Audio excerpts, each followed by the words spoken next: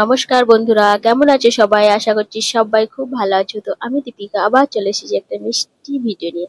আজকের ভিডিওটা হচ্ছে আমার কোয়ার্টারের রুমগুলোকে আমি কিভাবে সাজিয়ে রেখে দিয়েছি সেটাই তোমাদের সাথে শেয়ার করব।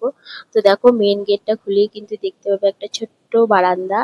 আর তো ডান দিকে আছে টয়লেট এবং বাথরুম, তারপরে রাখা আছে একটা শু র‍্যাক, তারপরে রাখা আছে একটা চেয়ার, তার পাশে আছে ওয়াশিং মেশিন এবং সামনে তোমরা দেখতে পাচ্ছ বেসিন আছে যেটা আমরা হাত মুখ ধুই। আর বেসিনের সামনেটা আমি একটু অল্প করে ডেকোরেট করে দিয়েছি যাতে দেখতে সুন্দর লাগে।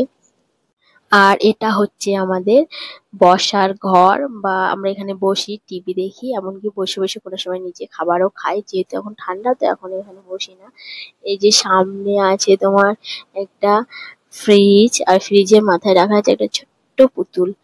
তারপরে এই সাইডটা তোমরা দেখতে পাবে পুরোটাই বক্স রাখা আছে, যেহেতু বক্স গুলো আমাদের অ্যাভেলেবেল দরকার পড়ে জিনিস। এখানে আছে একটা পলিটিক্যাল ম্যাপ, তারপরে আমাদের মন্দির যেটা আমার খুব প্রিয়। তো এই দেখো মন্দিরটা এখানে রেখে দিয়েছি। আর ওই সাইড গুলোয় লাগানো আছে কতগুলো ফ্রেম আছে এবং ওয়াল হ্যাঙ্গিং আছে যেগুলো আমি নিজে হাতে বানিয়েছি। এগুলো আমার বানাতে খুবই ভালো লাগে। আর তোমরা এই সাইডটা দেখতে পাবে একটা তাক আছে যেটা আমি অনলাইন থেকে অর্ডার দিয়েছিলাম, কিনেছি। আর সামনে টিভি আছে, টিভির সামনে একটা টেবিল আছে, যে টেবিলটাই তোমার অনেকগুলো জিনিস রাখা আছে, শীতের লোশন, যেহেতু এখন ঠান্ডা পড়ে গেছে। টিভির মাথায় দেখতে পাচ্ছি অনেকগুলো ওয়াল হ্যাঙ্গিং লাগানো আছে, ওগুলো আমি অনলাইনে অর্ডার করেছিলাম। আর এখানে আছে একটা গেট, যেটা ওই বাইরে ছোট্ট ব্যালকানিটা যেটা তোমরা অ্যাভেলেবেল দেখতে পাবে আমি খুলি। এই সাইডেও কতগুলো ওয়াল হ্যাঙ্গিং লাগানো আছে, আর এখানে একটা পিকচার লাগানো আছে ঠাকুরের। আর এখানটায় আছে একটা চৌকো টেবিল, তার উপর আমি হোম থিয়েটারটা রেখে দিয়েছি এবং নিচে কার্পেট পেতে দিয়েছি।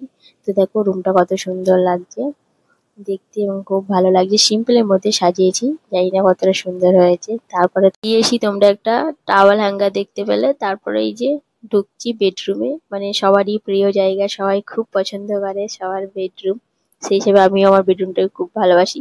তো এই দেখো এই বেডরুমে মানে বেডের সাইডে একটা ছোট্ট বেড টেবিল রাখা আছে, যেটা কতগুলো জিনিস রাখা আছে, মানে ওগুলো ভালোভাবে থাকে না, রুমও ফেলে দেয়, কোনো না কোনো সময় রুপোগুলোকে ফেলে দেয়। এই বিছানার উপরে টেডিটা আছে, ওরা নিয়ে খেলা করে। তারপরে ওই যে বইপত্র পড়া আছে, অনেক পড়ছিল, তো সেই হিসেবে বিছানার উপরে বইগুলো সব পড়েই আছে। আর ওই যে লাইট গুলো লাগানো হয়েছিল দীপাবলির সময়, ওগুলো আর খোলা হয়নি, ওগুলো রয়েই গেছে। আর আছে ঘড়ি, আর এটা দেখতে পাচ্ছ কুলার, কুলারের উপরে কতগুলো শীতে ক্রিম রাখা আছে। আর দেখতে পাচ্ছ খাবার টেবিল যেটাতে আমরা বসে খাই। তারপরে পাশে একটা হচ্ছে বড় বক্স, যার উপর আমি বই রেখে দিয়েছি, যেহেতু অনেকগুলো বই তো জায়গা হয় না, সেই হিসেবে বক্সটা যেহেতু বড়, তো সেই হিসেবে বক্সের উপরে বইগুলো সাজিয়ে সুন্দরভাবে রেখে দিয়েছি।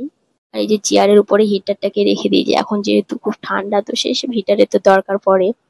তারপর চলো তোমাদের, তারপর হচ্ছে রান্নাঘর, যেটা সব মেয়েরাই খুব পছন্দ করে। তো দেখো এটা হচ্ছে আমার রান্নাঘর, এখানে একটা ইন্ডাকশন রাখা আছে, আর এখানে আছে গ্যাস ওভেন।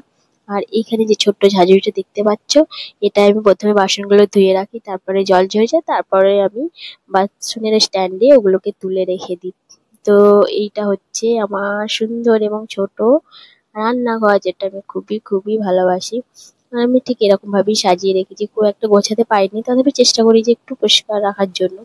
আর ইন্ডাকশনটা যেহেতু এখন শীত পড়ে গেছে, তো সেই হিসেবে ওটাকে রেখে দিয়েছি জল এবং দুধ গরম করার জন্য, খুব তাড়াতাড়ি হয়ে যায়। তো এখানে ইন্ডাকশনটা রাখা আছে।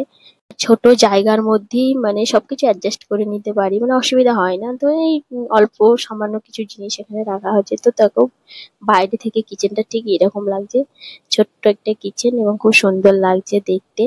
আর রান্নাঘর থেকে বারান্দাটা ঠিক এরকম লাগে দেখতে। তো ভিডিওটা কেমন লাগলো তোমরা অবশ্যই জানাবে এবং কমেন্ট করবে যে আমি কোয়ার্টারটা কিভাবে সাজিয়েছি, আদৌ সুন্দরভাবে সাজাতে পেরেছি কিনা, বা আদৌ তোমাদের কোয়ার্টারটা আমার কোয়ার্টারটা সাজানো তোমাদের পছন্দ হয়েছে কিনা, সেগুলো তোমরা যেন অবশ্যই অবশ্যই জানাবে।